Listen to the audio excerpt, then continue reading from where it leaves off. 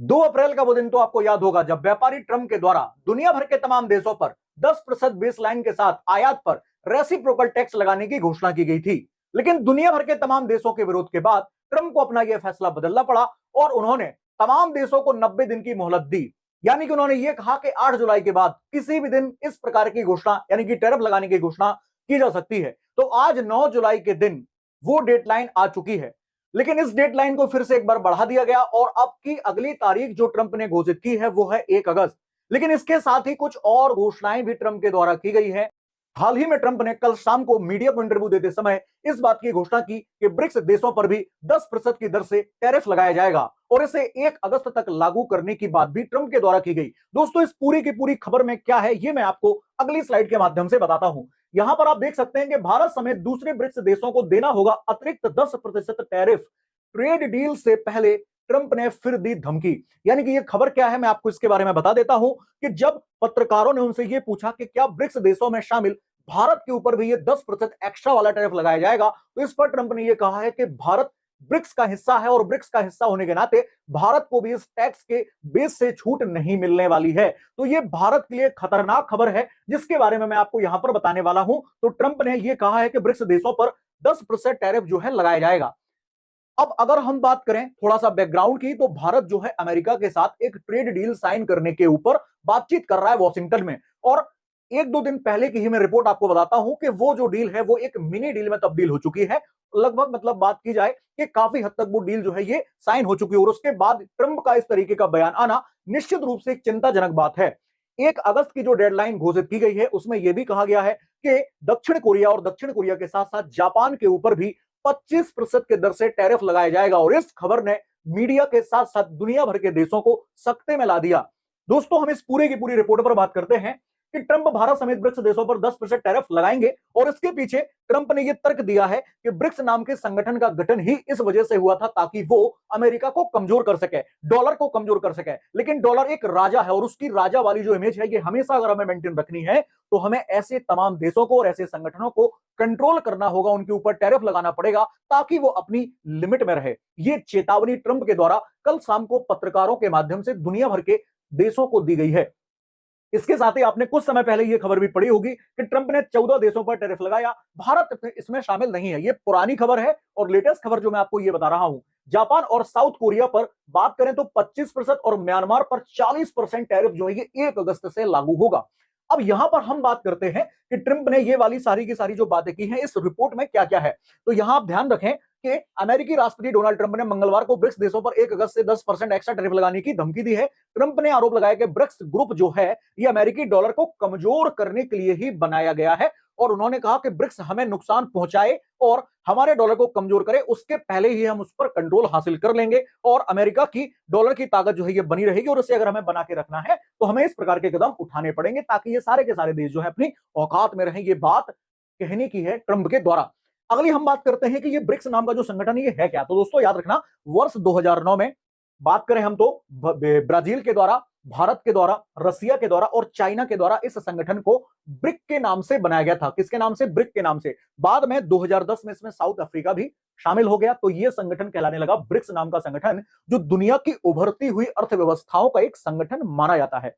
अगली हम बात करें तो वर्ष 2024 में इसमें मिस्र, इथियोपिया, ईरान और यूएई जैसे देश भी शामिल हो गए। यानी कि ये संगठन जो है ये अब और बड़ा संगठन बन गया। यानी कि जब इसमें ये लगभग 4 के करीब देश और शामिल हो गए तो 5 देश यहां पर थे और 4 यानी कि 9 देशों का संगठन। इसके अलावा 2025 में इंडोनेशिया और सऊदी अरेबिया भी इसमें शामिल हो गया। तो यहां पर हम बात करें 11 देशों का ये ब्रिक नाम का एक संगठन है।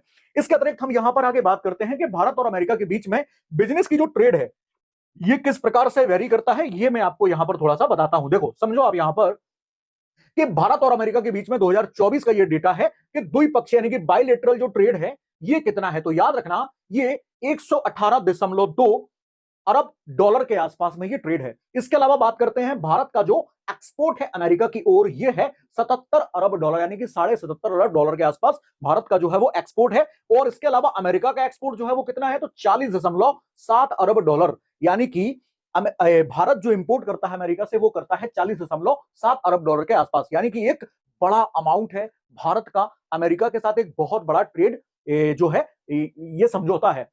इसी चीज को मेंटेन करने के लिए ही भारत जो है वो चाहता है कि अमेरिका के साथ इस प्रकार की डील हो जाए ताकि हमें इस प्रकार के टैरिफ का सामना ना करना पड़े। लेकिन अमेरिका ने उसके बावजूद भी ये कहा है कि हम 10% का टैरिफ तो आपके ऊपर लगाएंगे। और इस प्रकार की टैरिफ की धमकियों के से बचने के लिए अमेरिका के सामने भारत के द्वारा यह बात कही गई है कि आप किसी भी तरीके की टैरिफ की धमकी हमें दीजिए, हम उसके सामने झुकने वाले नहीं है। अब भारत ने कुछ ऐसी बातें रखी हैं और अमेरिका ने भी कुछ अपनी तरफ से पक्ष रखे हैं कि आपको ये पक्ष मानने पड़ेंगे, तभी हम इस प्रकार के टैरिफ को खत्म करेंगे। तो अमेरिका के सामने भारत ने दो टूक कहा है कि हम आपकी किसी भी प्रकार की मनमानी को चलने नहीं देंगे।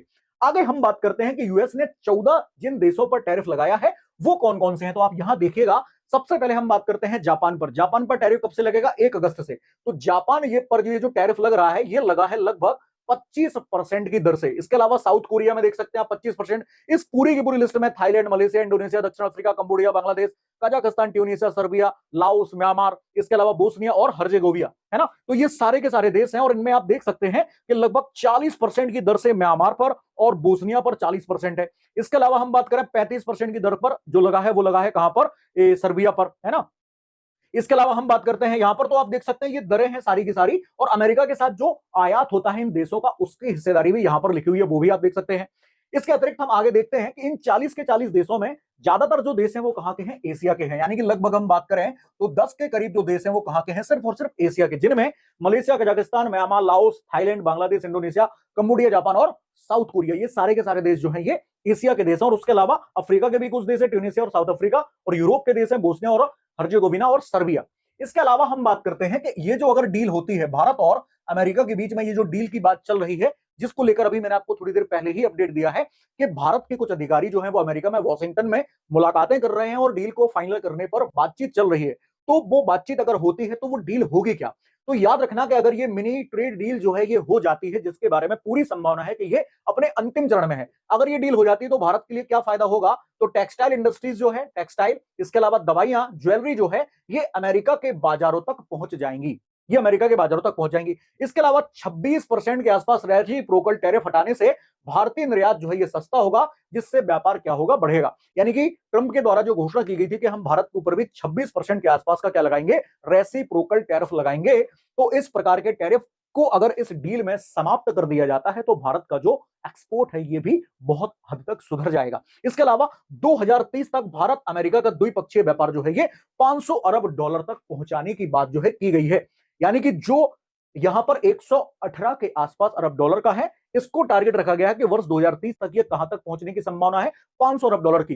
तो 500 अरब डॉलर तक अगर हमें इसको पहुंचाना है तो निश्चित रूप से आवश्यकता पड़ेगी कि द्विपक्षीय समझौता हो, द्विपक्षीय एक ट्रेड डील हो, जिसमें कुछ चीजों को लेकर अमेरिका समझौता करे और कुछ बातों को लेकर भारत समझौता करे, और सारी की सारी चीजें यहां पर प्रॉपर तरीके से ऑन टेबल मैनेज हो जाएं। इसके अलावा अमेरिका को इससे क्या फायदा होगा? तो पेकॉन नट्स, ब्लूबेरी, ऑटोमोबाइल्स जैसे प्रोडक्ट जो हैं इनको भारत में कम टैरिफ पर बेचने का मौका मिलेगा। दोस्तों मैं आपको टैरिफ के बारे में थोड़ा सा बता देता हूं कि ये टैरिफ है क्या। किसी भी देश के द्वारा जब टैरिफ लगाया जाता है तो ये लगाया जाता है विदेशों से मंगाए जाने वाले सारे के सारे उत्पादों पर। यानी कि कोई देश अगर दूसरे देश से किसी चीज को इंपोर्ट करता है तो इंपोर्ट करने वाली चीज के ऊपर उस देश के अंदर क्या लगता है? टैरिफ लगता है। यानी कि अगर दूसरा देश किसी देश से सामान मंगा रहा है तो वो क्या करेगा? वो उसके ऊपर टैरिफ लगाता है। टैरिफ लगाने से होता यह है कि जिस देश में वो सामान बिकेगा, ठीक है, जिस देश में वो सामान बिकेगा तो उस सामान बिकने वाली चीज के ऊपर उसके दाम जो है वो बढ़ा दिए जाएंगे। अगर मान लीजिए भारत को अमेरिका को कोई चीज बेचनी है, जैसे मान लो मोटरसाइकिल अमेरिका को भारत बेचना चाहता है। अब ऐसा तो नहीं है कि अमेरिका में मोटरसाइकिल की कंपनी नहीं है, अमेरिका में भी मोटरसाइकिल की कंपनियां हैं और भारत चाहता है कि उसकी मोटरसाइकिलें भी अमेरिका में बिके। तो अब अगर अमेरिका पूरे तरीके से खुली छूट दे देगा कि आप हमारी अपनी मोटरसाइकिल हमारे यहां पर बेच सकते हैं बिना किसी टैरिफ को दिए, तो ऐसा होगा कि जो अमेरिका की कंपनियां हैं जो अमेरिका में ही मैन्युफैक्चर करके मोटरसाइकिलों को वहां पर बेच रही है, तो उसके रेट में और यहां के रेट में क्या होगा? बहुत ज्यादा अंतर नहीं होगा। और उससे क्या होगा कि वहां के जो घरेलू उत्पाद है, यानी कि घरेलू जो व्यापार है, घरेलू मोटरसाइकिलें लोकल की, उसको क्या होगा? नुकसान होगा। तो फिर अमेरिका ये करेगा, यानी कि वो देश ये करेगा कि अगर आप बाहर से किसी मोटरसाइकिल को हमारे देश में लेके आना चाहते हैं तो उस पर आपको क्या देना पड़ेगा? टैरिफ देना पड़ेगा। तो टैरिफ देने के बावजूद भी अगर आप बेचना चाहते हैं तो आप बेचिए, ताकि हमारे यहां जो मोटरसाइकिल अगर 20,000 रुपए की है तो आपकी मोटरसाइकिल कम से कम 25 से 30,000 की तो होगी। ताकि लोग कंपैरिजन कर सके कि लोकल की मोटरसाइकिल 20,000 की है और बाहर से आई हुई मोटरसाइकिल 30,000 की है। फिर वो उनकी क्वालिटी में कंपैरिजन करना, वो सारा का सारा कस्टमर के ऊपर डिपेंड करता है। तो घरेलू यानी कि जो डोमेस्टिक प्रोडक्ट्स हैं, उनको सेव करने के लिए, उनको सिक्योर करने के लिए इस तरीके के टैरिफ जो हैं ये लगाए जाते हैं। लेकिन ट्रंप के द्वारा जो टैरिफ लगाने की बात की गई है, ये बहुत ज्यादा दरों वाले हैं, जिससे दूसरे देशों को क्या होगा, नुकसान होगा। इसके अलावा हम बात करते हैं, भारत के साथ व्यापारिक रिश्ते जो है मजबूत होंगे। आपने एक क्वाड नाम का संगठन सुना होगा, क्वाड नाम का संगठन, ठीक है। तो ये चीन को यानी कि चाइना को बैलेंस करने के लिए इस प्रकार का संगठन जो है ये बनाया गया है। तो क्वाड नाम का जो संगठन है ये भी मजबूत होगा, और इसके अलावा जो एशिया पैसिफिक क्षेत्र में चीन के प्रभाव को काउंटर करने के लिए बहुत ज्यादा जरूरी है। तो इस प्रकार की अगर डील होती है तो इससे क्या होगा कि चाइना का प्रभाव जो एशिया पैसिफिक में धीरे धीरे बढ़ रहा है और वो इस तरीके का डोमिनेंस कर रहा है, उसको कंट्रोल करने में भी बहुत ज्यादा मदद मिलेगी। अब आपके दिमाग में आ रहा होगा कि सर, ये जो ट्रेड की डील है 2 अप्रैल को घोषणा हुई, 90 दिन का लगभग समय हो गया, 8 जुलाई को, उसके बाद भी ये डील अभी तक क्यों नहीं हो पाई? तो कुछ पेच हैं, कानूनी दांवपेच हैं, जिनको लेकर दोनों देशों में बात नहीं बन रही है। कौन सी है डील में रुकावटें, वो मैं आपको थोड़ा सा बताता हूं। देखिएगा आप यहां पर कि यहां पर बातचीत में कुछ पेच फंसे हैं। कौन कौन से? तो अमेरिका चाहता है कि उसके कृषि और डेयरी प्रोडक्ट जो हैं ये भी भारत में आसानी से बिक सकें। इन पर क्या कर दिया है, भारत ने असहमति जता दी। अमेरिका चाहता है कि उसकी जीएम क्रॉप्स यानी कि जेनेटिकली मॉडिफाइड जो क्रॉप्स हैं, इसके अलावा डेयरी प्रोडक्ट जो है ये भारत में बेचने की मांग वो लगातार कर रहा है, लेकिन भारत ने इसे क्या कर दिया, सिरे से खारिज कर दिया। अभी कुछ समय पहले आपने पढ़ा होगा कि मिल्क प्रोडक्ट जितनी भी हैं, डेयरी प्रोडक्ट जितनी भी है अमेरिका की, वो भारत में बेचना चाहता है, जिसको लेकर भारत ने साफ इनकार किया है। इसके अलावा टैरिफ को लेकर भी मतभेद है। कैसा? तो भारत चाहता है कि अमेरिका 26% रेसिप्रोकल टैरिफ और 10% बेस लाइन टैरिफ को पूरे तरीके से हटा दे। लेकिन अमेरिका चाहता है कि हम 26% तो खत्म कर देंगे, लेकिन ये 10% बेस लाइन टैरिफ हम दुनिया भर के जितने भी देशों के साथ ट्रेड करते हैं वो तो हम कंटिन्यू रखेंगे, उसको हम हटाएंगे नहीं। इसके अलावा ट्रंप का दबाव भी है कि ट्रंप ने कहा था कि जो देश 9 जुलाई तक डील नहीं करेंगे उन्हें टैरिफ का सामना करना पड़ेगा। भारत ने साफ कर दिया है कि वो किसी भी तरीके के दबाव में झुकेगा नहीं। इस पर अभी चीन ने भी अपनी प्रतिक्रिया दी है कि बार बार इस तरीके की टैरिफ की धमकी देना आप बंद करिए, क्योंकि इस तरीके के कदम हमको किसी भी तरीके से प्रभावित नहीं करेंगे। और ब्रिक्स जो है ये एक राजनीतिक सहयोग संगठन है वैश्विक स्तर पर, इसका आपके व्यापार से कोई लेना देना नहीं है, और आपको अमेरिका को इस संगठन से किसी भी प्रकार से घबराने की आवश्यकता नहीं है। ये किसी भी तरीके से डॉलर को कमजोर नहीं करता। तो ट्रंप दादा की खुली खुली दादागिरी है यहां पर, और इसी दादागिरी के माध्यम से वो दुनिया भर के देशों को अपनी छत के नीचे यानी कि अपने आश्रय के नीचे लाना चाहते हैं। वो सीधा कहते हैं कि आप हमारे द्वारा लगाए गए टैरिफ के लिए तैयार रहिए, नहीं तो फिर आइए हमारे पास बैठिए और ट्रेड की डील करिए, हम आपके साथ डील करने के लिए तैयार हैं। लेकिन अगर आप ये कहेंगे कि नहीं साहब, हम तो संगठन बनाएंगे और उसमें अपने आप को पावरफुल करेंगे, तो आपके ऊपर टैरिफ भी लगेगा और उस टैरिफ के लिए आपको तैयार रहना पड़ेगा। तो इस पूरे के पूरे मुद्दे पर दोस्तों आप सभी लोगों की क्या राय है? क्या क्या समझते हैं आप इस पूरे के पूरे मैटर में कि ट्रंप का या भारत का अगला कदम क्या होगा? क्या ये टैरिफ जो 10% का बेस टैरिफ है, क्या भारत अपनी कूटनीति के दम पर इस टैरिफ को हटा पाने में सक्षम होगा? अमेरिका के साथ डील कहां तक साइन हो पाएगी? तो चलिए दोस्तों, इन सारी की सारी प्रतिक्रियाओं को आप लोग कमेंट बॉक्स के माध्यम से जरूर दीजिएगा। मिलते हैं अगली क्लास में। All the best. भारत माता की जय। अगर चैनल पहली बार आप हैं यहां पर तो चैनल को सब्सक्राइब करिएगा। अगर वीडियो आपको पसंद आया हो तो लाइक जरूर करिएगा। All the best. भारत माता की जय।